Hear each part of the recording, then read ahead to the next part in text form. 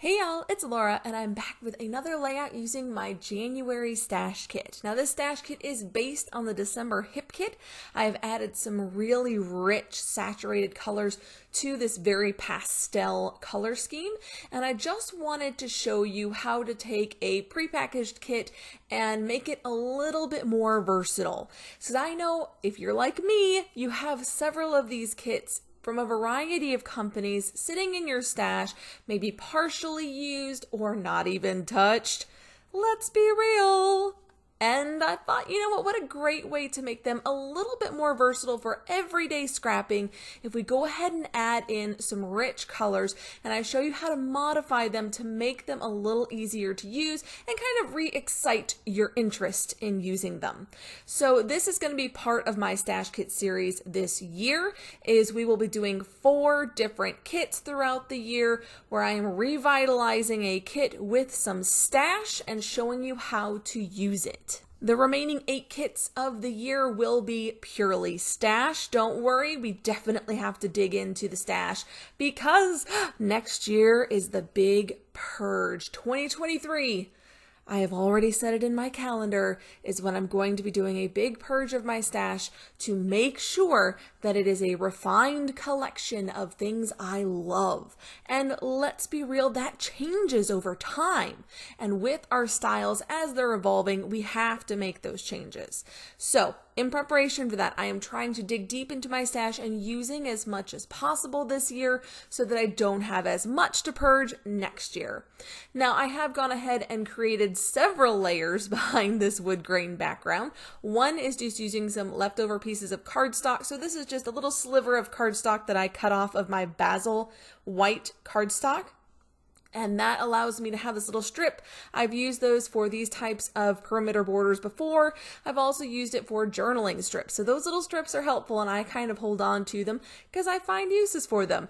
I have then also backed it onto this absolutely gorgeous light peach snowflake paper from the Hip Kit Club, and I have gutted the center of it out so that I can use some of that beautiful paper on another layout.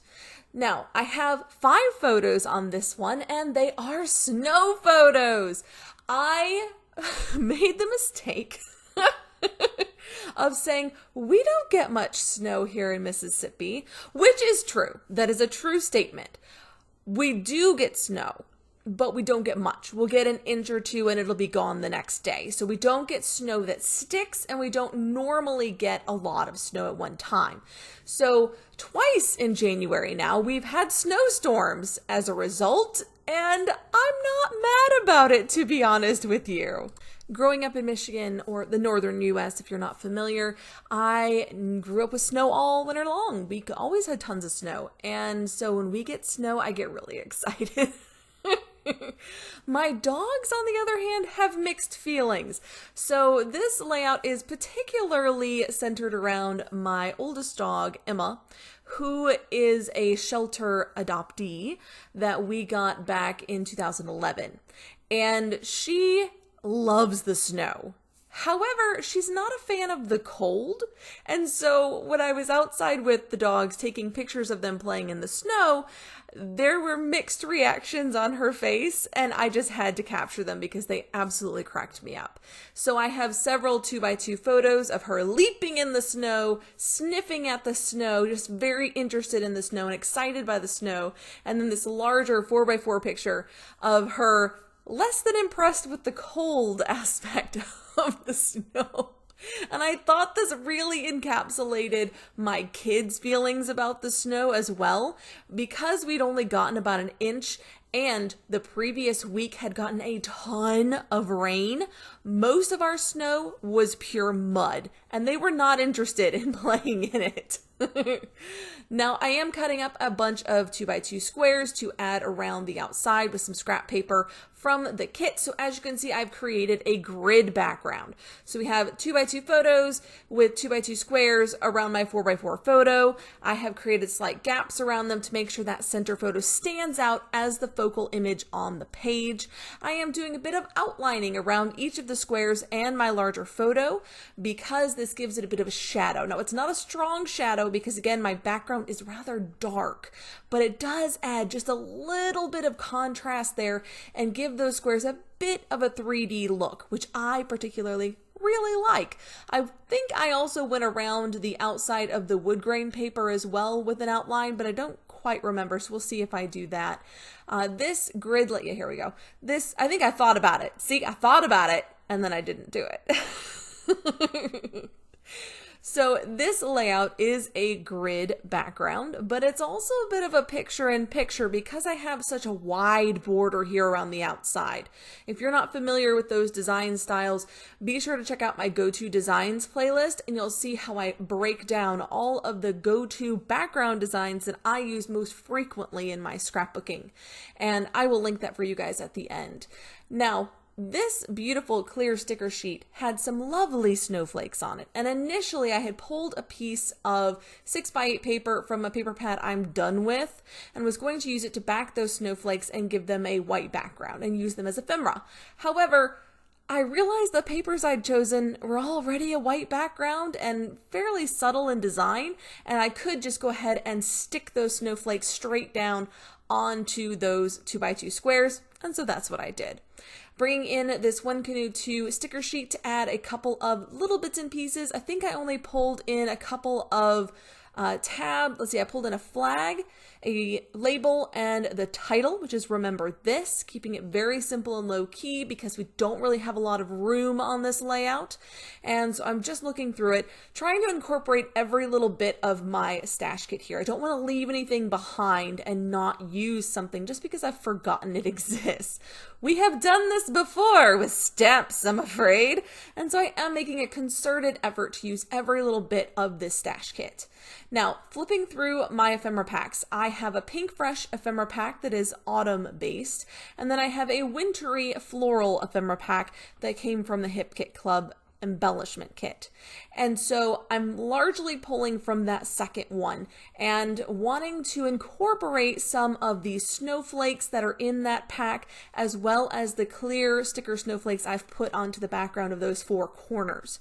So I'm thinking about both of those things, pulling in anything sort of super wintry themed, because again, I don't have a lot of snow themed layouts to do in a year. If I'm lucky, I get 2 or 3. But that's usually only if I get the kids involved, because I definitely go and take a selfie one. I definitely get the dogs, and then I normally get my kids as well. This year, they have not been interested in the snow, and so I haven't gotten any pictures of my kids outside in the snow because it's cold. So this is what we have to work with. This is what we're scrapping. I need to get snow into my layouts. I need to use these snow-themed embellishments, so we're scrapping the dogs this time. So I pulled in a little ephemera piece snowflake into each of those 4 corner spots. I have also got those clear sticker snowflakes. I'm going to layer a floral ephemera cluster on top of those 2 sets of snowflakes in each 4 corners. This is going to give them a nice balanced look. So the intention here is to mimic from corner to corner the amount of embellishment I'm adding, because it really anchors the page and helps it to feel cohesive when all 4 corners coordinate. They aren't going to perfectly match. We're going to have a variety of colors happening. We've got a variety of styles of flowers happening. But overall, the size of those clusters is going to be pretty similar, pretty close. And that helps you create balance on the page. In doing this, I'm also trying to draw out more color onto the layout because at the moment, it's pretty neutral. We've got this soft peach background. We've got the wood grain, lots of whites and browns happening on the layout. And this gives me the opportunity to add in more color, add in more interest to the page so it doesn't have to be super simple. I know this looks like a lot at the moment, but once I trim off all of those white borders that go around the florals, which I will do off camera, and kind of get things straightened out nice and crisp and get things glued down, I promise it looks much neater in the end. I do know that there is just an ugly stage to layouts. And for me, it's usually this stage. It's before I've actually glued everything down. And sometimes I've just sort of tossed things where they're going to go without perfectly aligning it because I know it's not going to stay that way. No matter what I do, trying to glue things down where it was originally, it's not likely it's going to land exactly in the same spot I had it before. So don't let myself stress about that. So now I have these all fussy cut out, all of the white borders removed as much as possible. Sometimes on the small leaves and things, I do leave a very thin white border just so it has enough to keep it together. Otherwise, the little pieces can fall apart. And so to avoid that, I do leave a very thin white border, but it's less of a giant highlight on that individual flower and allows them to cluster better together. Now, pulling in every sticker sheet from this kit to add little tiny details, my scattering around the page. As I finish up a layout, I always remind myself, time for scattering and splattering. And that's just a little rhyme that helps me remember to add those tiny details that to me make a layout feel complete. So I'm adding in little word phrases, I'm adding in tiny little hearts and circles and any little bitty pieces around the page before I bring in my Nuvo drops and Heidi Swap Color Shine, which is just a gold ink spray. Any old gold ink spray or gold paint would do the same. I'm even reaching into my Maggie Holmes sticker book, which I have been actually very good about using on nearly every layout this month. And I'm quite proud of myself for that because these sticker books really help, especially with tiny word stickers or even little detail stickers. They can be great for that. And I often put these little sticker books aside and don't reach for them unless I put them into a kit. So that is my thought process in doing so. Adding in my gold Nuvo drops around all of my clusters. This is just a controlled splatter that allows me to put those little dimensional drops in the places I want them specifically before coming in with the gold ink spray and splattering like crazy around the page.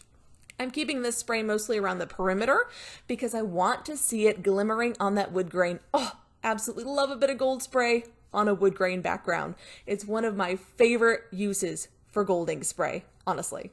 That's it for this one, guys. I hope you've enjoyed it. Until next time, bye y'all.